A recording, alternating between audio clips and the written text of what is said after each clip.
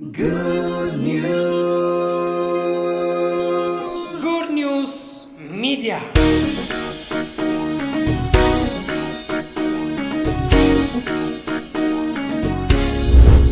አማኝ ሁሉ እግዚአብሔር የሆነውን መንፈስ ቅዱስን እስቲ አሜን።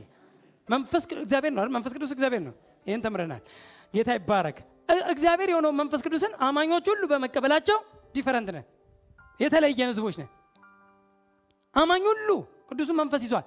በብሉይ ኪዳን ግን ነብይ ሁሉ ቅዱስ መንፈስ ውስጥ የለም። በብሉይ ኪዳን የነበሩ ነቢያቶች ሁሉ በጊዜያዊነት በእነርሱ ላይ የሚመጣ መንፈስ ጊዜያዊ ይመጣል፣ ያርፍባቸዋል፣ ድምፅ ያሰማቸዋል፣ ይሄዳል፣ ይመጣል፣ ይሄዳል። ቋሚ ያረ እኛ ውስጥ ግን ለዘላለም ከእናንተ ጋር እንዲኖር እስቲ አሜን በሉ። እስቲ ለዘላለም ከእናንተ ጋር እንዲኖር አጽናኙን መንፈስ ቅዱስን እንሰጣችኋለሁ አለ። በእናንተ ውስጥም ደግሞ ስለሚኖር እናንተ ታውቃላችኋል። በእናንተ ውስጥ የሚኖር አሁን የተሰጠን መንፈስ ቅዱስ ዘላለማዊ እኛ ውስጥ ያውም ማረፊያውን መኖሪያውን ያደረገ መንፈስ ነው። ሃሌሉያ። አንደኛ ቆሮንቶስ 12:13 ዮሐንስ ወንጌል 7:37 እስከ 39 ሄዳችሁ ስትመለከቱ መንፈስ ቅዱስን በእኛ እንዲኖር የሰጠ ይላል። ጌታ ይባረክ። የተሰጠን መንፈስ አለ። ስለዚህ አማኞች ሁሉ የሚመሩት በነቢያት ሳይሆን በአዲስ ኪዳን አዲስ ኪዳን ያመጣው ለውጥ ነው። አሁን እያየን ያለ አማኞች ሁሉ የሚመሩት በነቢያት ሳይሆን በመንፈስ ቅዱስ መሆኑ ነው። በብሉይ ኪዳን ጊዜ ህዝቡ ሁሉ የሚመራው በነብይ ነው። ነብዩን አልሰማ ያለች ነፍስ ጉዷ ነው የሚፈላው። የነብዩን ድምፅ አልሰማ ያለች ነፍስ በብሉይ ኪዳን ጊዜ ከህዝብ መካከል ተለይታ ትወገር፣ ይወገር። ነብዩን አልሰማም ካለ ይወገር። ይሄ ህግ አለ።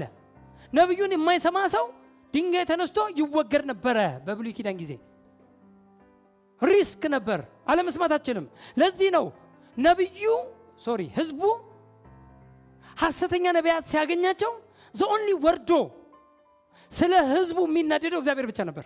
ካያችሁ ሄዱና ሕዝቅኤል 13 ላይ ኤርምያስ 23 ላይ የተለያየ ሄዳችሁ ስትመለከቱ የሚናደድ ነው። እግዚአብሔር ይናደዳል። ህዝቤን አሳታችሁት። ሐሰተኛ ነቢያት በብሉይ ኪዳን ጊዜም ስለነበር ህዝቤን ውሸት እየዋሻችሁ ሐሰተኞች እናንተ ሐሰት እያረጋችሁ የእንትን ያረጋችሁት ሁሉ እናንተ ላይ ይገለበጥባችኋል እያለ እግዚአብሔር ራሱ ለምንድን ነው እግዚአብሔር የሚናደደውና የሚወርደው? ያኔ ህዝቡ ምን ተባለ? ካልሰማ ተብሏል። ትወገራለህ ስለተባለ ህዝቡ ተጠያቂ አይደለም በብሉይ ኪዳን ጊዜ። በአዲስ ኪዳን ግን አማኞች ሁሉ ተጠያቂዎች ናቸው። በኋላ እመጣለሁ። ጌታ ይባረክ።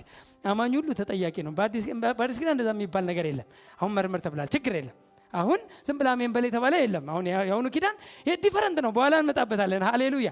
ግን በብሉይ ኪዳን ጊዜ ግን ዝም ብላ አሜን ብቻ በል ስለተባለ ህዝቡ ነብዩ ያለውን ብቻ አድርጉ ስለተባሉ ለማድረግ እሱም ደግሞ ብሎ ባይሆን ህዝቡም ይገለዋል። እሱም ሪስክ ነበረበት፣ ከባድ ነበር። ባይፈጸም ነው ያኔ መፈጸምና አለመፈጸም ላይ ነው። በብሉይ ኪዳን የነበረው የትንቢትና የነቢያት አገልግሎት መፈጸም አለመፈጸም ብቻ እንጂ ምንም ጃጅ የምታደርግበት የምትመረምርበት መመርመሪያም የለም። ይፈጸማል ወይ ሳይፈጸም ብቻ ነው መፈጸምና አለመፈጸም። ካልተፈጸመ እናንተ ራሱ ውገሩ ተብሏል። ስለዚህ እሱም ሪስክ አለበት፣ ህዝቡም ሪስክ አለው። አለመስማት አይችሉም፣ መስማት ግዴታቸው ነበር በብሉይ ኪዳን ጊዜ። በአዲስ ኪዳን ግን አማኞች ሁሉ የሚመሩት በነቢያት ሳይሆን ውስጣቸው ባለው በመንፈስ ቅዱስ ነው። እነዚህ በእግዚአብሔር መንፈስ የሚመሩ እስቲ አሜን የእግዚአብሔር ልጆች ናቸውና አለ። የእግዚአብሔር ልጅ ሁሉ የሚመራው በመንፈስ ቅዱስ ነው፣ በነብይ አይደለም። ነብይ ሂድ እችን አግባ አሁን እኮ በጣም የሚያስቅ ነው እኮ። እችን ልጅ ካላገባ አንዷን አስነስቶ ነይ አንቺ የማይተዋወቁ ተነሽ አንቺ ምናምን ነገር የማትታወቅ ና ያው እነሆ ሚስትህ የሚባል ነገር የለም። የሚመቸውን ረዳት እንፍጠርለት ነው የሚለው። የሚመቸውን ተመችታኛለች የማይለውን የማያውቃትን ልጅ ይዞ ከዛ በኋላ ድምብርብሩ ይወጣል ማለት። በነቢይ የተጋቡ ብዙ ሰዎች ነቢያት ተጋቡ፣ እንደዚህ ነው እግዚአብሔር ፈቅዷል ብሎ የተጋቡ ብዙ ተጋቢዎችን ሄዳችሁ ቼክ ብታደርጉ ብዙ ሜስ ተፈጥሯል። ምክንያቱም ተዋደው ተፋቅረው ምናምን አይደለም። ነቢይ ብሏል፣ ጌታ ብሏል፣ በዞሩ በሌላ ማለት ነው። በጣም የሚያሳዝን ነው። እኛ የምንመራው በመንፈስ ነው። ምንም እንትን ሳያደርግህ ውስጥ ባለው መንፈስ ሃሌሉያ የምታደርገውን ታደርግ። መንፈስ ቅዱስ ዱ ኢት ሲል ታደርጋለህ። ዶንት ዱ ኢት ሲል አታደርግ ሲል ትቆማለህ። አሁን የሚመራ እግዚአብሔር የሆነ መንፈስ ቅዱስ ባንተ ውስጥ አለ። የሚመራን ከፊታችሁ የሚመራ እነዚህ በእግዚአብሔር መንፈስ የሚመሩ የእግዚአብሔር ልጆች ናቸው። የእግዚአብሔር ልጅ ማለት በእግዚአብሔር መንፈስ የሚመራ ማለት ነው። ስለዚህ የምትመራውን በመንፈስ እንጂ በነብይ አይደለም። ስለዚህ ነብይ አስቶኝ ነው በአዲስ ኪዳን አይሰራም። በኋላ እመጣለሁ። አስቶኝ ነው የሚባል ነገር የለም። በአዲስ ኪዳን የእግዚአብሔርን ድምፅ ለመስማት ወደ አንድ ቦታና ሰው የሚኬድበት ሳይሆን በአዲስ ኪዳን። በብሉይ ኪዳን ጊዜ ግን ይኬዳል አይኬድም? ቅድም ብለናል አይደል? ኑ ወደ ነብይ እንሂድ፣ እሱ ይነግረናል። ወደ ነብይ ማለት ምንድነው ብለናል? ወደ ባለ ራእይ ኑ፣ ወደ ባለ ራእይ እንሂድ። እርሱ አይቶ ከሆነ ወይ የሆነ ነገር እንትን ብሎ ተረድቶ ከሆነ እሱ ይነግረናል ተብሎ ወዴት ይኬድ ነበር? ወደ ነብይ ይኬድ ነበር። መቼ? በብሉይ ኪዳን። ስለዚህ በብሉይ ኪዳን ጊዜ ይኬዳል። አሁን ግን በአዲስ ኪዳን ግን ወደ አንድ ቦታና ሰው የሚኬድበት ሳይሆን የእግዚአብሔር ድምፅ ለመስማት እግዚአብሔር በአማኞች ውስጥ የሚኖር የቅርብ አምላክ መሆኑን ያሳየበት ኪዳን መሆኑ ነው። የአዲሱ ኪዳን የተለየው እግዚአብሔር ከማንም በላይ ከስትንፋስ ይልቅ ቅርብህ ባንተ ውስጥ የሚኖር ይሄኛው ኪዳን ያሳየንን ነው የምነግራችሁ። ቤኔፊት ይሄኛው አዲሱ ኪዳን ያሳየን ዮሐንስ 10:27 አንደኛ ተሰሎንቄ 4:8 ኦ ሃሌሉያ። ስለዚህ የሆነ ነብይ ጋር እስቲ እንሂድ ተባብሎ ተያይዞ የሚኬድበት አይደለም። እስቲ ወደዛ ቦታ እንሂድ ምናምን አይደለም። ካስፈለገ ነብዩ ወደ አንተ ይመጣል እንጂ አንተ ወደ ነብይ አትሄድም። በአዲስ ኪዳን ነብይ የሆነው አጋቦስም ወረደ ነው የሚለው ወደ ጳውሎስ። የትም ቦታ ላይ አዲስ ኪዳን ሂዱና እዩ፣ ወደ ነብይ ማንም ሲሄድ አታዩ። ነብይ ከተላከ ነብይ የሆነ ነገር ካየ ግን እሱ ሊመጣ ይችላል። በአዲስ ኪዳን እውነተኛውን ነብይ ነው፣ በኋላ እናያለን እንጂ ማንም በአዲስ ኪዳን እስቲ ወደዛ ነብይ እንሂድ፣ አንድ የሆነ ነብይ ያለ እዛ ጋር የተነሳ እዚህ ጋር የተቀመጠ ምናምን ብለህ የምትዞርበት ኪዳን ስርዓት አይደለም። አዲስ ኪዳን ወደ አንድ ቦታ ማይኬድም፣ ወደ አንድ ነብይ ማይኬድም ነው። አማኞች ሁሉ የእግዚአብሔር በጎች በመሆናቸው የመጣው ለውጥ አንዱ አማኞች ሁሉ የእግዚአብሔር በጎች በመሆናቸው ድምፁን መስማት መቻላቸው ነው የመጣው ለውጥ። አማኝ ሁሉ ምንድነው? የእግዚአብሔር በጎቼ አለ ኢየሱስ። ሃሌሉያ። ዮሐንስ ወንጌል 10:16 እና 27 ላይ ሄዳችሁ ተመለከቱ። በጎቼ ማይ ሺፕ የኔ በጎች ድምፄን ይሰማሉ። ሃሌሉያ። እንጂ የሆነ ሰው እንዲሰማልኝ አልሄድም። እስቲ እግዚአብሔር የሚለውን ስማልኝ የአዲስ ኪዳን ስርዓት አይደለም። በጎች ሁሉ የእግዚአብሔር ድምፅ መስማት ይችላሉ። ለምንድን ነው መስማት ያልቻልነው መሰላችሁ? ልምምዱ ስለሌለ እንጂ የሚያሰማው መንፈስ ቅዱስ ውስጣችሁ ስለሌለ አይደለም። መስማትም ስለማትችሉ አይደለም። መስማት ትችላላችሁ። ሊመራችሁ የሚችለው የሚያሰማው መንፈስ ቅዱስ በእናንተ ውስጥ አለ። ግን ምንድነው? ትሬኒንጉ የለም።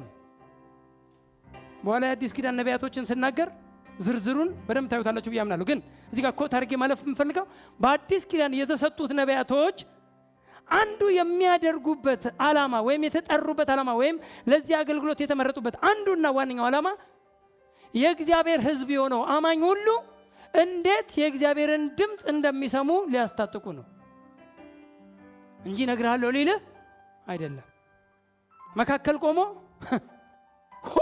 ምናምን ነገር ብሎ ይገርማል ሳይለኝ አልልም ብሎ ለአንተ ሊያቀብል ሳይሆን ተገርሞ በቃ እሱ ይሰማል አንተ እንደማሰማ መካከል ቆሞ እሱ እየተገረመ ለአንተ ሊያቀብል ሳይሆን አንተ እንዴት የእግዚአብሔርን ድምፅ እንደምትሰማ ውስጥ ባለው መንፈስ ቅዱስ እሱ ኢዝሊ ኦፊሱ ነው፣ ጊፍቱ ስለሆነ እሱ ይሰማል። ስለሚሰማ ህዝቡ ግን ጊፍት አይደለም፣ ግን መሪ ግን ውስጡ ገብቷል። ያ መሪው የሆነው መንፈስ ቅዱስ እንዴት አድርጎ ለውስጥ ለዳግም ለተወለደው መንፈሱ እንዴት ድምፅ እንደሚያሰማና እንዴት አክት ማድረግ እንዳለበት ሊያስታጥቅ፣ ሊያሳድግ፣ ሊያስተምራቸው፣ ኢኩፕ ሊያደርጋቸው እንጂ እርሱ እየሰማ ሊያቀብላቸው አይደለም። የአዲስ ኪዳን ነቢይ በኋላ ግን በደንብ ዝርዝሩን አሳያቸዋል። አሜን። ደስ የሚል ነው። ጌታ ይባረክ። አማኝ ሁሉ የእግዚአብሔርን ድምፅ ይሰማል። እስቲ እኔ በሉ እስቲ የእግዚአብሔር በግ ነኝ፣ ድምፁንም እሰማለሁ። እርግጠኛ ናችሁ? የእረኛችሁን ድምፅ ትሰማላችሁ? ሃሌሉያ። በጎቼ ድምፄን ይሰማሉ። በጎቼ በጌ አላለም፣ አንዱ አይደለም ይሰማ። በጎቹ ሁሉ ይሰማሉ። በብሉይ ኪዳን ነቢያት ላይ በጊዜያዊነት ድምፅ ለማሰማት የሚመጣውና የሚሄደው መንፈስ ቅዱስ በአማኞች ውስጥ ግን ለዘላለም መምጣቱ ኪዳኑ ያመጣውን ለውጥ ያሳያል። ፕሬዝ ጋድ። ኪዳኑ ያመጣልን ለውጦች እነዚህን ይመስላሉ። እስካሁን የተናገርኩት ሳምንት ያስተማርኩትን ነው። ካሁን በኋላ የዛሬውን ትምህርቴን 30 ደቂቃ አስተምራለሁ። ጌታ ይባረክ። ጥሩ እየሰማችሁኝ ነው። መሰረት እንድትይዙ ብቻ ነው እንደው ሪቫይዝ እንድታስቡት እንድታስታውሱት ብዬ ነው የደገምኩት። የብሉይ ኪዳን ነቢያትና የአዲስ ኪዳን አማኞች ልዩነት እንዳሁኑ ነው ያመጣው ለውጥ ውስጥ እንዳየነው ነው። የብሉይ ኪዳን ነቢያት የኃጢአት ተፈጥሮ ያለባቸው አገልጋዮች ነበሩ። ልክ ነው። ሮሜ 3:11 23 እንዲሁም ቁጥር 11 ምዕራፍ 11 32 ላይ ገላትያ 3:22 ላይ ሄዳችሁ ስትመለከቱ ሁሉ ከኃጢአት በታች ዘግቶታል፣ ሁሉ ተሳስተዋል፣ አንድም ጻድቅ የለም የሚል ነው። ሮሜ 3:11 እንደምታዩት አንድም ጻድቅ ሁሉ ኃጢአተኛ ነው በብሉይ ኪዳን ጊዜ። ምክንያቱም ክርስቶስ ኢየሱስ መጥቶ ደሙን ካፈሰሰ በኋላ ለሪደምሽን ለቤዛነት ካፈሰሰ በኋላ ነው ነፃነት የመጣው እንጂ ኢየሱስ ደሙን እስከሚያፈስበት ጊዜ ድረስ ሁሉም ነበረ ኃጢአተኛ ነበር። አሁን አይደለም። ይሄ አሁን አይደለም ነበር ነው። በፊት ሁሉ ኃጢአተኛ ነበር። አሁን ሁሉ ኃጢአተኛ ነው። እኔ አይደለሁም። ጌታ ይባረክ። እኔ ጻድቅ የእግዚአብሔር ልጅ ነኝ። ከኔ ጋር አፋለ ሃሌሉያ። አንድ ሰው እንደዚህ ያላሉ ምንድነው መኪናው ልክ የሆነ ነገር እንትን ሲል ሲጋጭ ነው የሆነ ነገር ሲሆን በመኪና ውስጥ ያሉት ብዙ ሰዎች አሉ። ጌታ ሆይ አድነኝ አለ። ከዛ መኪናው አጋጣሚ ብዙም አደጋም አልተፈጠረበትም።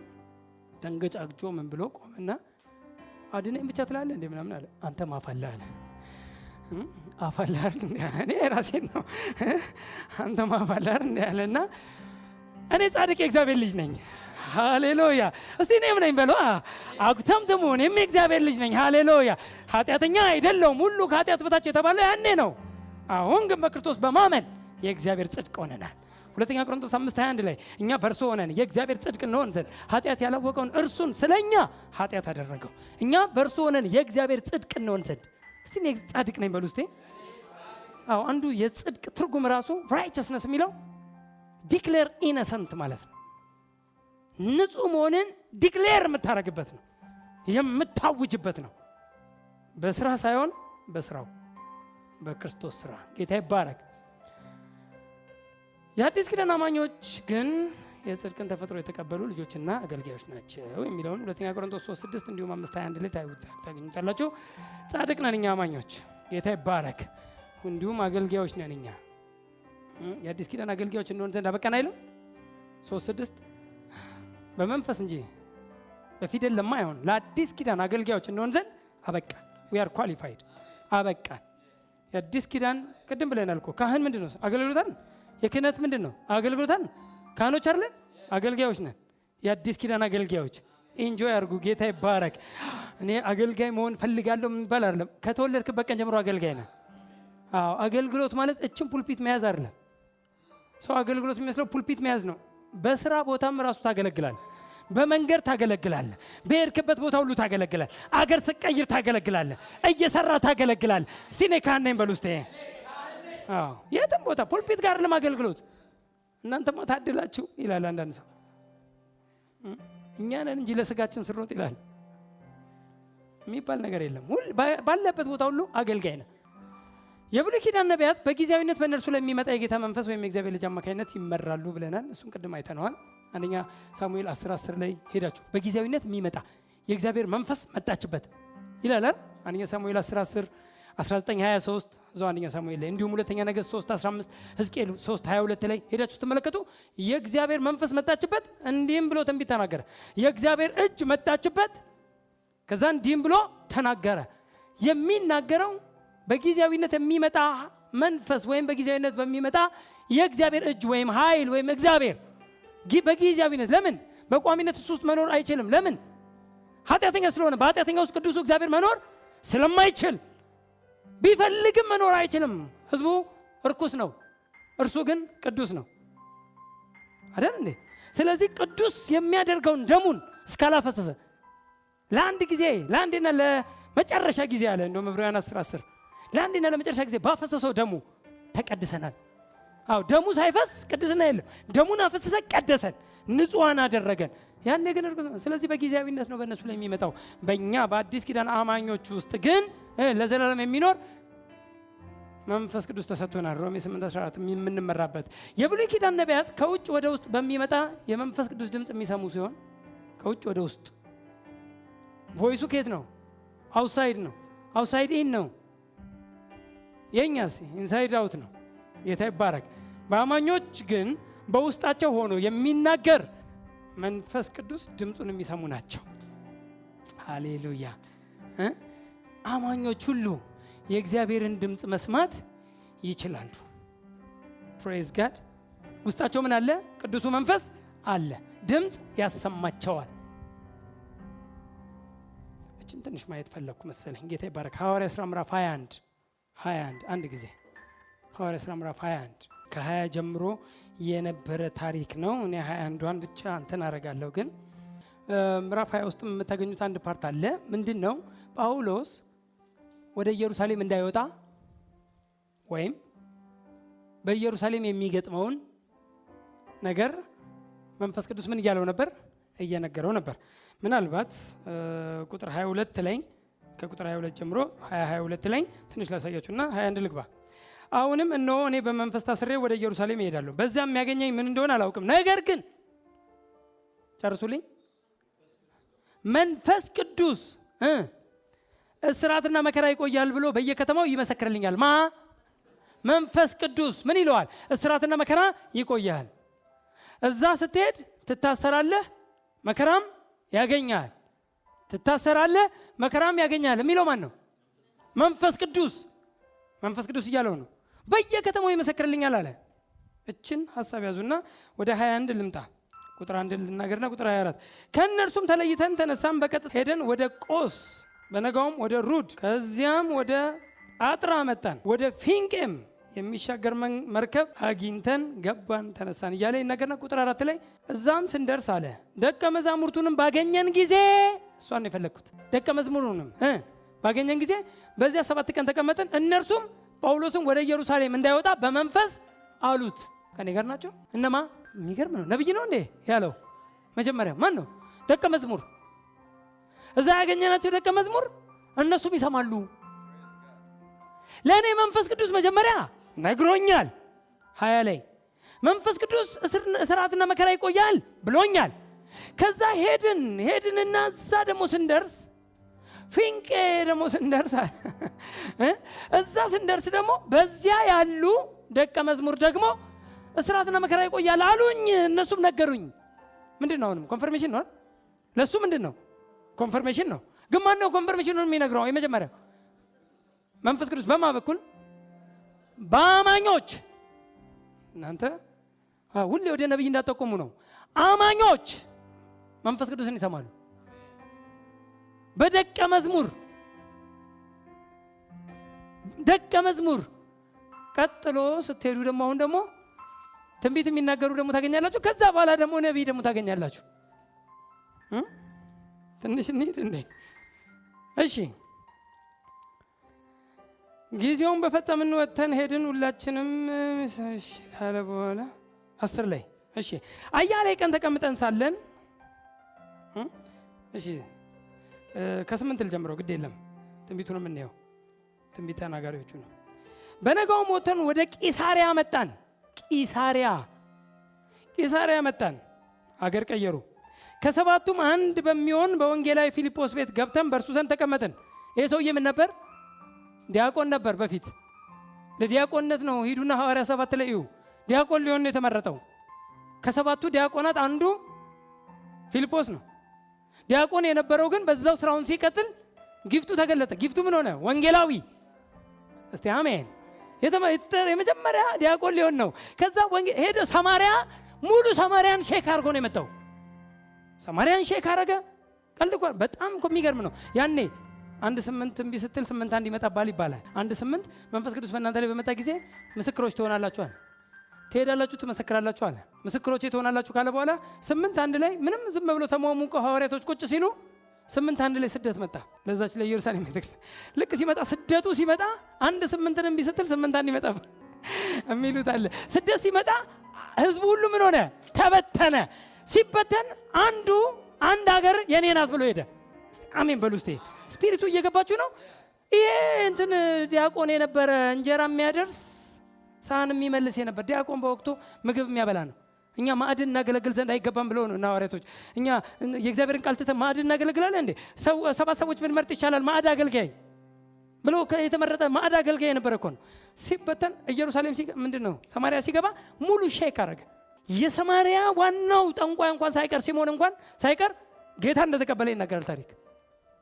ሄዳችሁ ምዕራፍ 8 ላይ ታገኙታላችሁ። ሼክ ያረገ ሰውዬ ነው። በኋላ ላይ ግን ከሰማርያ ወጥቶ ጋዛ ሄደ። ታውቁታላችሁ አይደል? ኢትዮጵያዊ ጃንደረባን ለማግኘት ወደ ጋዛ መጣ። ጋዛ ላይ ኢትዮጵያዊ ጃንደረባው ወንጌል መሰከረ። ከዛ በኋላ ከጋዛ አዛጦን ተገኘ። በጣም ብዙ ሰዎች ከሰማርያ መጣ ይላሉ። በትራንስፖርት ነው የመጣው። በትራንስፖርት መጣ። ሲመለስ ግን በንጥቀት ተመለሰ ሳይከፍል ይላሉ።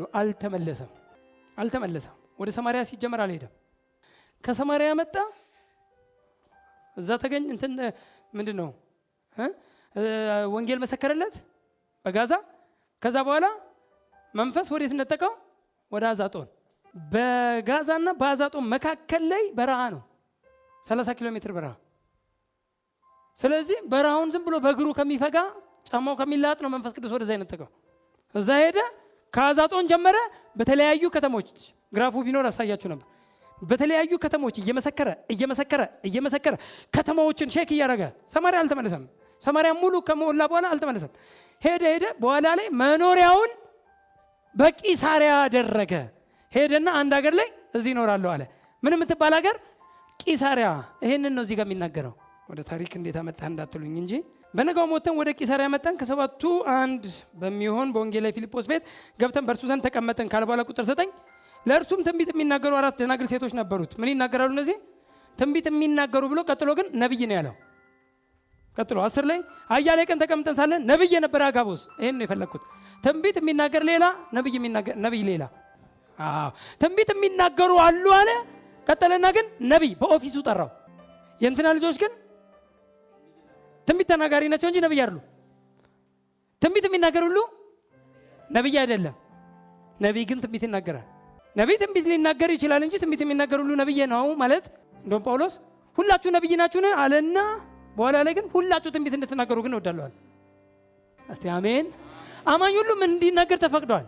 ትንቢት። አማኝ ሁሉ ግን ነብይ ሊሆን አይችልም። ኦፊሱን መሆን አይችልም። ሁሉም ነብይ ነውን ብሏል። 12 ሲጨርስ 31 ሁሉ ነብይ አይደለም፣ ሁላችሁ ግን ትንቢት እንድትናገሩ እወዳለሁ። ትንቢት እኛ ሀገር እንኳን ትልቁ ችግር አንድ ቀን የሆነ ትንቢት ከተናገረ ይላል ኃይለኛ ነብይ ተነሳ ይላል፣ ይለጥፍበታል ግንባሩ ላይ ነብይ ከሌለ አይደለም። ከዛ በሁለተኛው ቀን ይሄድና በልብኝ ይለዋል። ከየት ያምጣ? የለኝም እንዳይል ትናንት ዋሽተ ነው ሊለው ነው። ስለዚህ ከስጋ ያቀብለዋል ማለት ነው። ያለማምዱታል ወደማይሆን ነገር እንዲገባ። በተሰበሰባችሁ ጊዜ ለአንዱ ትንቢት መናገር ይሰጠዋል። እስቲ አሜን በሉ። እስቲ ስትሰበሰቡ ዛሬ ግርምሽ ትንቢት ላይ ይናገር። ትንቢት መናገር ማነጽ፣ መምከር፣ ማጽናናት ስለሆነ በአንደኛ ቆሮንቶስ 14:2 መሰረት ልናጽናና ልንመክር አሁን አንዳንድ ትምህርቶች እኮ ትንቢት ናቸው። አንዳንድ የምናወራቸው ወሬዎች ትንቢት ነው። ምክንያቱም ይመክራል፣ ያጽናናል፣ ያንጻል። ይሄ ነው ኤዲፋይ የሚያደርግ ነው፣ የሚያንጽ ነው። ትንቢት የሚናገር ሁሉ ግን ነብይ አይደለም። ቀጥሎ ግን 10 ሲመጣ ግን ምን አለ? አያሌ ቀን ተቀምጠን ሳለን ነብይ የነበረ አጋቦስ የሚሉት አንድ ሰው ከይሁዳ ወረደ። እስቲ አሜን። ነብይ ወደ አንተ ይወርዳል እንጂ አንተ ወደ ነብይ አትወጣም። አሜን። ነብይ ፍለጋ አትዙሩ፣ ጫማ አትጨርሱ፣ ጊዜ አትፍጭ የሚባል ነገር የለም። ነብዩ የሚሰማው መንፈስ አንተ ውስጥ አለ። ነብዩ የሚነግርህ በተለየ መንፈስ ላይ መስለ በዛው አንተ ውስጥ ባለው አይነት መንፈስ ነው። አንተ ውስጥ ያለው መንፈስ ቅዱስና ነብዩ ውስጥ ያለው መንፈስ ቅዱስ አንድ አይነት ነው። ከዛስ ይሄ ደግሞ ትንሽ ያው ለየት አደረገና ወደኛ መጣና የጳውሎስን መታጠቂያ ወስዶ የገዛ እጁና እግሩን አስሮ እንዲሁ መንፈስ ቅዱስ ከቅድም ጀምሮ አይታችኋል። ግን ቅድም 22 ላይ 21:4 ላይ አሁንም መጥቶ እዚህ ቁጥር 11 ላይ ማን ነው የሚለው? መንፈስ ቅዱስ የሚናገረው ማን ነው? በአዲስ ኪዳን ይላል የሰራዊት ጌታ እግዚአብሔር። በአዲስ ኪዳን ጤናማ አይደለም፣ ትክክል አይደለም። ብሉይ ኪዳን ነው ይልሻል የሰራዊት ጌታ እግዚአብሔር አይደለም። አሁን መንፈስ ቅዱስ ይላል ነው። አሁን በአዲስ ኪዳን በብሉይ ኪዳን ልክ ነው። በብሉይ ኪዳን ጊዜ የሰራዊት ጌታ እግዚአብሔር እንዲህ ይላል ብሎ ይናገራል። በአዲስ ኪዳን ተርሙ እንኳን ነው ማለት ተርሙ የቋንቋው እንኳን ቋንቋ ማጀቢያ እንኳን በአዲስ ኪዳን የሰራዊት ጌታ እግዚአብሔር የሚባል ነገር የለም። በአዲስ ኪዳን እንዲህ ይልሻል ምናምን አይደለም። መንፈስ ቅዱስ እስቲ አሜን ወርዷል። እግዚአብሔር አሁን መንፈስ ቅዱስ በእኛ ውስጥ ነው የሚኖረው። እያንዳንዱን የሚያሰማው መንፈስ። ቅድም ደቀ መዝሙሩ እንኳን በመንፈስ አሉት። አሁን መጣና ትንቢተ ተናጋሪዎቹም ተናገሩ። እዚህ ጋር ደግሞ መጣና ደግሞ ነብይ የተባለው አጋቦስ የሚባለው ማለት ነብይ የሚባለው አጋቦስ በመንፈስ እስቲ አሜን። መንፈስ ቅዱስ ይህም መታጠቂያ ያለውን ሰው አይሁድ በኢየሩሳሌም እንዲህ ያስሩታል፣ በአይሁድም እጅ አሳልፈው ይሰጡታል ይላል። መንፈስ ቅዱስ ይላል። ተርሙን ነው ማወራችሁ። እዚህ ውስጥ አንድ ሰው ነብይ ካለ ካሁን በኋላ ይላል ምናምን እንዳትል፣ ይላል የሰራዊት ምናምን ሳይሆን መንፈስ ቅዱስ እንዲህ ይላል ነው። አሜን። የተስተካከለ ጤናማ በእውቀት የተለወጠ እውነተኛ አገልጋዮች እንድትሆኑ እናምናለን። ፕሬዝ ጋድ። ስለዚህ ምንድነው እዚህ ጋር በውስጣቸው በሚኖር አማኞች ሁሉ ግን በውስጣቸው ሆኖ በሚናገር በመንፈስ ቅዱስ ድምፅን የሚሰሙ ናቸው። ሃሌሉያ። ሐዋርያ 10:21 ላይ አማኞች ያልኩትን ደቀ መዝሙር በሚለው አይተነዋል። አማኞች ሁሉ እንደሚሰሙ ዮሐንስ 14:16 ላይ በእናንተ የሚኖር ለዘላለም ከእናንተ ጋር እንዲኖር አጽናኙ መንፈስ ቅዱስ ሰጣችኋለሁ፣ በእናንተ ውስጥም ደግሞ ስለሚኖር እናንተ ታውቁታላችሁ የሚለው ነው። ፕሬዝ ጋድ። ስለዚህ መንፈስ ቅዱስ እኛ ውስጥ አለ፣ ይናገረናል፣ እንሰማለን። መንፈስ ቅዱስ ይናገራል፣ እንሰማለን። ጌታ ይባረክ። የብሉይ ኪዳን ነቢያትና የአዲስ ኪዳን ነቢያት አንድነት። እስቲ አንድነታቸው ምንድን ነው? በኋላ ልዩነታቸውን በደንብ እናመጣለን። ምንድን ነው አንድ የሚያደርጋቸው? የብሉይ ኪዳን ነቢያትና የአዲስ ኪዳን ነቢያት ልዩ የሚያደርጋቸው ደግሞ አለ እንጂ ሁሉም አንድ አይደለም። አንድ የሚያደርጋቸው መጀመሪያ እኔ ምንድን ነው አንድ የሚያደርጋቸው? መጀመሪያ ስያሜያቸው። አንድ የሚያደርጋቸው ስያሜያቸው ነው። ሁለቱም ምን መባላቸው? ነቢያት መባላቸው። በቃ የመጀመሪያው ነው። ይሄም ነቢይ ተብሏል፣ ይሄም ነቢይ መባሉ ነው አንድ የሚያደርጋቸው። ሁለተኛው በብሉይ ኪዳን ጊዜም በአዲስ ኪዳን ጊዜም እውነተኛና ሐሰተኛ ነቢያት መኖራቸው ነው አንድ የሚያደርጋቸው። በብሉይ ኪዳን ጊዜም ምን አለ? እውነተኛ ነቢይ፣ ሐሰተኛ ነቢይ አለ በብሉይ ኪዳን ጊዜ። በአዲስ ኪዳን ጊዜም እውነተኛ ነቢይ አለ፣ ሐሰተኛ ነቢያትም እንዲሁ አሉ። ሕዝቅኤል 13:1-15፣ አንደኛ ዮሐንስ 4:1፣ አንደኛ ተሰሎንቄ 5:20-21 በጣም የሚገርም ቃል ነው። ለምሳሌ አንደኛ ዮሐንስ 4:1ን እንያ ውስጤ አንዱን እውነተኛ ነቢይ እንዳለ ሁሉ ሐሰተኛ ነቢያትም አሉ። ስለ ሐሰተኛ ነቢያት በደንብ ማወቅ ይኖርባቸዋል። 4:1 ላይ በአንደኛ ዮሐንስ ወዳጆች ሆይ መንፈስን ሁሉ አትመኑ። ሁሉን አሜን በል አልተባልክም። ለሁሉ አፍህን ክፈት አልተባልክም። ፕሮፌሰር ሰው ሁሉ እኮ አሁን ማጣሪያ የለው ምን የለው ፕሮፌሰር ማን ኦፍ ጋድ ፕሮፌሰር ምን ፕሮፌሰር እንደሚደረግ በአዲስ ኪዳን እኮ ዝም ብለህ እንደዚህ ቅለብ የሚባል ነገር የለም። አትቀልብም፣ ቅለብ የለም። ሁሉን አሜን በል የሚባል የለም። በአዲስ ኪዳን ጠረጴዛ ላይ አስቀምጥ ነው። ፈትሹ። ትንቢትን ሁሉ ምን አትበሉ፣ አትመኑ። ለማን የተሰጠው? ለአንተ። ኃላፊነቱ ትንቢትን የመመርመር ኃላፊነት የእግዚአብሔር ሳይሆን ያንተ ነው። በብሉይ ኪዳን ጊዜ ግን ሲሳሳቱ እንኳን የሚቆጣው ማን ነው? ራሱ እግዚአብሔር። ምንም ፈትኑ የሚል የለም። መፈተኛም የላቸውም። በኋላ በደንብ እናያለን። መፈተኛም የላቸውም፣ ምንም የላቸውም። ኃጢአተኞች ናቸው። ነብዩ ሲል ብቻ አሜን በል ተብሏል በብሉይ ኪዳን ጊዜ። ስለዚህ ህዝቡን የሚያስት ሐሰተኛ ነቢይ በብሉይ ኪዳን ጊዜ ሲነሳ ዞን የሚነሳው እግዚአብሔር ነው። ይነሳና ህዝቤን አስታችሁታል። የሚቆጣው ማለት ነው ነብይ ላይ። አሁን በአዲስ ኪዳን ነቢያቶች ላይ እግዚአብሔር ይቆጣል ብለን እንዳታስብ። ከተቆጣ አንተ ነው የሚቆጣው። ሐሰተኛ እንዳለ ነው። ሐሰተኛ ነቢያት የሀገር ናቸው። የሀገር ነው፣ ብዙ ነው። ከተቆጣ የሚቆጣው አንተን ነው። ምክንያቱም ትንቢትን ሁሉ መርምሩ፣ ፈትኑ። ቀጥሎስ መልካሙንም ያዙ። ፈትን መልካሙን ውሰድ ነው የተባለው።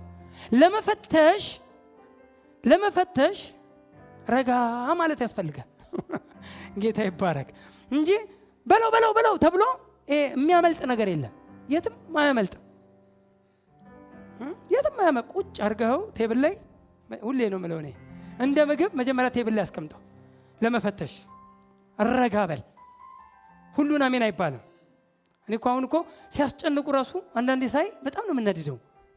አሜን አትይም እንደ ይላል ሲያስጨንቁ በግድ ነው እንደ አልልም እኮ ማለት አለብህ እንደ አልልም ፊት ለፊት አትልም እንደ ካል አልልም እምለው ልክ መሆኑን አለመሆኑን በእግዚአብሔር ቃልና ውስጤ ባለው በመንፈስ ቅዱስ ፈተኜ ነው። ዝም ብሎ አሜን የሚባል በአዲስ ኪዳን የለም።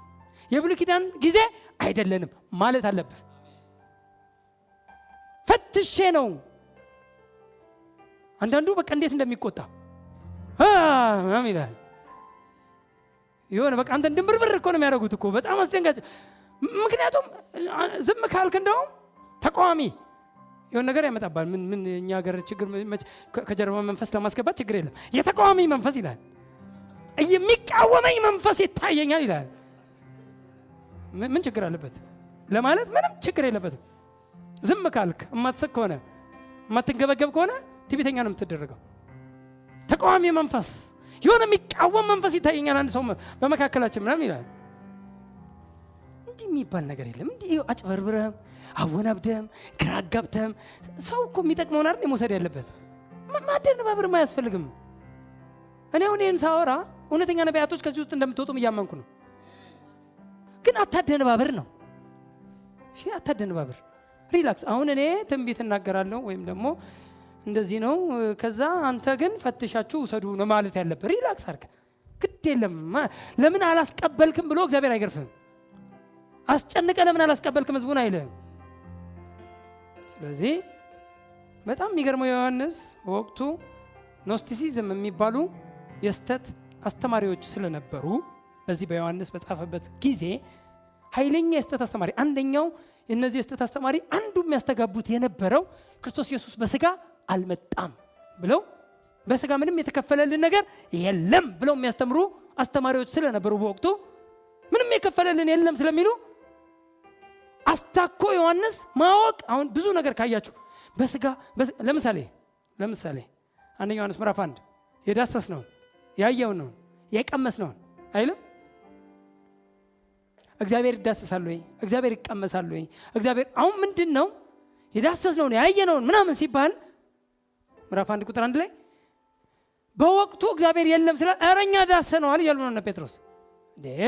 እኛ ዳሰነዋል እኛ አይተነዋል። ለምን በስጋ እንደመጣ ስለማያምኑ በወቅቱ የነበሩ ሰዎች አንድ የስተት አስተምሮት ስለነበር ክርስቶስ ኢየሱስ በስጋ አልተገለጠም የሚል አስተምሮት ስለነበር ያን አስተምሮት ለመምታት ዮሐንስ ምን ነበር የሚያደርገው? አይተነዋል፣ ያየነውን የዳሰስነውን እስቲ አሜን እጆቻችንም የዳሰሱትን እርሱን እናወራለን እንመሰክርላችኋለን። እግዚአብሔር ብርሃን ነው በእርሱ ዘንድም ጨለማ የለም እያሉ ያስተምሩ ነበር። ዳሰነዋል ይላሉ። አሁን እዚህ ጋርም ደግሞ እነዚሁ አንዱ የስተት ነብይ የሚነሳው ከነዚሁ አሁን ካልኳቸው ከኖስቲሲዝም ከሚባሉት አንዱ ነበረ። ለዚህ ነው መንፈስን ሁሉ አትመኑ የተባለው።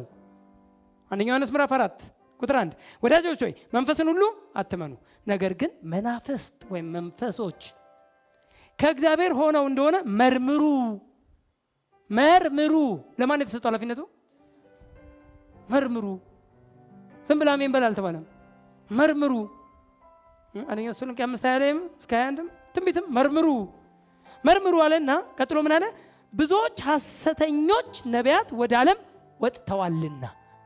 ሐሰተኞች ነቢያቶች ወደ ዓለም ወጥተዋልና ሐሰተኞች ስላሉ ከእውነተኞቹ ለመለየት ማድረግ የምትችሉት መመርመር ነው። መመርመሪያውን ልንገራችሁና ልለፍ። አሁን ለእናንተም ስለሆነ ይሄ መልእክት በዛው ማስታወቂያ እየለቀኩ ነው። ሐሰተኛ ነቢያቶች አሁንም በዓለም ላይ ስለሚኖሩ ስላሉ በብሉይ ኪዳን ጊዜም ነበሩ፣ በአሁን ዘመንም ስላሉ መርምሩ። የምትመረምሩት ውስጣችሁ ባለው በመንፈስ ቅዱስ ይመሰክራል። የእግዚአብሔር መንፈስ ለመንፈሳችን ሆኖ ይመሰክራል ይላል። መንፈስ ቅዱስን ብትሰማው አሁን ልምምዱ ስለሌለ ነው፣ ብትሰሙት ይሄ ሮንግ ነው ይላል። መንፈስ ቅዱስ ራሱ ምንም ሳይመጣ ማንም እንትን ሳይል ይሄ ነገር ሮንግ ነው አትቀበል ይላል። ይሄን ተቀበል ሊል ይችላል። ሆሊ ስፒሪት የመጀመሪያው። ሆሊ ስፒሪትን መስማት ማይችል ሁለተኛው ፓርት ደግሞ ምንድነው? አክቹአሊ በዛ ነው መሄድ ያለብን። ሁለተኛው ፓርት ደግሞ እንደ እግዚአብሔር ቃል ነው ወይስ አይደለም? ምን መርምሩ በምንድነው? በእግዚአብሔር ቃል። የእግዚአብሔር ቃል ተሰጥቶናል። በልብም በአፍም ሆኖ ቀርቦልሃል። ሩቅ አይደለም። የእግዚአብሔርን ቃል መጀመር እናንተ አሁን እግዚአብሔር ይባረክ ደስ ነው የሚለኝ። ብዙ የእግዚአብሔር ቃል እየተጠቀጠቀባችሁ ስለሆነ በእግዚአብሔር ቃል መመርመሪያ የእግዚአብሔርን ቃል እያከማቻችሁ ነው። ለዚህ ነው የእግዚአብሔር ቃል በሙላት በእናንተ ውስጥ ይኑር የተባለ። የእግዚአብሔርን ቃል የያዘ ሰው መመርመሪያውን ይዟል። ቃል የሌለው ሰው መመርመሪያ የለውም፣ ሁሉን አሜን ከማለት ውጭ። አሁን ብዙ ህዝብ የሚስተው ለምንድን ነው? ምን የለውም፣ ባዶ ነው። ስለዚህ በምን ይመርምር? ወፍራምና ቀጭን በማለት ይመርምር? ወፍራም ነቢይ፣ ቀጭን ነቢይ በማለት፣ ሀብታም ነቢይ፣ ድሃ ነቢይ በማለት ይመርምር? በምንድን ነው የሚመረምረው? የሚመረመረው ትንቢት፣ የሚመረመረው መንፈስ በእግዚአብሔር ቃል። እዚህ አሁን ሚስትህን ፍታ እና እኔ እውነቴን ነው የምነግራችሁ፣ እንደ ቀልዳው እናንተ አያችሁት እንጂ ስንት በጎች እየተበሉ ነው። ስንት በጎች፣ የእግዚአብሔር በጎች፣ የእግዚአብሔር ልጆች። ማቴዎስ 7:15 ላይ የበግን ለምድ ለብሰው ከሚመጡ ተኩላዎች፣ ምንድን ናቸው? ተኩላዎች፣ ውስጣቸው ነጣቂ ተኩላዎች ግን ለብሰው የሚመጡት አለ የበግ ለምድ። 7:15 በማቴዎስ የበግ ለምድ ለብሰው ከሚመጡ ተኩላዎች አለና ቀጥሎ እዛው ላይ ምን እንደሚለው ሐሰተኛ ነቢያቶች ተጠበቁ። የበግ ለምድ ለብሰው የሚመጡ ተኩላዎች የተባሉት ሐሰተኛ ነቢያቶች ናቸው ይላል። መጽሐፉን ይይዘዋል። መጽሐፉን ስለያዘ የእግዚአብሔር ይመስልሃል ይላል። እግዚአብሔር ስላለ ከፊትና ከኋላ እግዚአብሔርን ስላጀበው፣ እግዚአብሔር ስለታጀበ በወሬ ውስጥ የእግዚአብሔር ይመስልሃል። ግን እሱ የሚበላ ነው። ተኩላ ከባህሪው በግ ነው የሚያምረው፣ ስጋ በል ነው፣ ሳር በሎ ነው ማያቅ። ግን ሲመለከት በቃ እንዲህ ብልነ ቀስ ብሎ ምንድነው የሚያደርገው? ገንጣል ያረጋታል፣ ይበላታል። ስንቱ የእግዚአብሔር ሕዝብ የተበላው በሐሰተኛ ነቢያቶች ነው። በገንዘብ ብቻ እንዳታረጉት። ላይፉ ሜስ የሆነ ስንት ሕዝብ አለ። ላይፉ የተበለሻሸ አፕሳይድ ዳውን የወረደ ቢኮዝ ኦፍ ሮንግ ፕሮፌትስ፣ ፎልስ ፕሮፌትስ። ትንቢትን መርምሩ። ሌላችሁ የምፈልገው መርምሩ፣ ፈትሹ። ችን ተናግሬ ብቻ አልጨርስ። ማቴዎስ 15 ትንቢት ተናገረ። አሁን የሚያወራው ስለ ነብይ ነው። ኮንቴክስቹዋል ሙሉ ከላይ ጀምሮ የሚያወራው ስለ ነብይ ነው። ጌታ ሆይ በስምህ ትንቢት አልተናገርንም? እነማ የበግ ለምድ ለብሰው የመጡ ተኩላዎች። ይገርማል። አሁን እነዚህ ሙሉ ከላይ ጀምሮ ስለ ሐሰተኛ ነቢያት ተጠንቀቁ ተብሎ የተጻፈ ከ15 ጀምሮ ተጠንቀቁ። ጥንቃቄው ወደ ማን የተሰጠው? ለኛው። ተጠንቀቁ፣ ሐሰተኛ ነቢያቶች አሉ። በኋላ እንዲህ ምንድነው አሁን የመጨረሻውን ቃል ያስነበብኩት? በስምህ ትንቢት ተናግረናል፣ በስምህ ደግሞ አጋንንት አውጥተናል፣ በስምህ ታላላቅ ታምራቶች ወይም ድንቅ ታምራቶችን አድርገን የለምን ይሉኛል። ምን እላቸዋለሁ? አላወቅኳችሁም። አላውቃችሁም አይልም ቃሉ። አላወቅኳችሁም፣ ስጀምርም አላውቃችሁም። ሲጀመርም እንግሊዘኛው እንዲህ ይላል I never knew you። ፓስት ቴንስ ነው። አላወቅኳችሁም፣ መጀመሪያውንም አላወቅኳችሁም። በቃ ምንም ሳይታወቁ መጽሐፍ ቅዱስ ሲናገር እግዚአብሔርን ስታውቁ ገላትያ 4:6 ነው። ገላትያ 4 ላይ እግዚአብሔርን ስታውቁ ደግሞ በእርሱም ስትታወቁ። እስቲ አሜን በሉ። እስቲ እግዚአብሔር ማወቅ ብቻ ሳይሆን በእርሱም መታወቅም ይባላል። በእርሱም ስትታወቁ ይላል። እግዚአብሔር ማወቅ ብቻ ሳይሆን በእርሱ መታወቅም አለ። እዚህ ጋር ግን አለ ሲጀመር እኔ አላቃችሁም፣ መጀመሪያውንም በእኔ እውቅና ውስጥ የላችሁም። ለምን? በጎች አይደላችሁም፣ ተኩላዎች ናቸው። እግዚአብሔር የማያውቃቸው ግን በስም እግዚአብሔር የማያውቃቸው በስሙ የሆነ ነገር ግን መጀመሪያው በእግዚአብሔር መታወቅ ይባላል። ስለዚህ እውነተኛው ነቢይ በእግዚአብሔር የታወቀ እግዚአብሔርንም የሚያውቅ እንደ ቃሉም የሚናገር ደግሞም ከፍሬው የሚታወቅ። ቀጥሎ የሚናገር ከፍሬያቸው ታውቋቸዋላችሁ። ፍሬ ይታያል። ፍሬው ምንድነው? መልካም ነው፣ ህዝብን ማነጽ ነው፣ ህዝብን ማጽናት ነው፣ ህዝብን ማቆም ነው፣ ህዝብን ኢንዲፔንደንት ማድረግ በራሱ እንዲናገር የሚያደርግ ነው። ፍሬውን ቼክ አድርግ ነው ያለው። ስለዚህ እዚህ ጋር ላቆመው፣ ግድ የለም ሳምንት ላስተምር። ጌታ ይባረክ። ይህ ትምህርት የግሬት አርሚ ፌስ ቸርች መስራችና ባለራዕይ በሆኑት በፓስተር አለማየሁ ሽፈራው የተዘጋጀ ሲሆን ተጨማሪ ትምህርቶችን ለማግኘት ሲፈልጉ በስልክ ቁጥራችን 0911 57 53 68 ይደውሉ። ግሬት አርሚ ፌስ ቸርች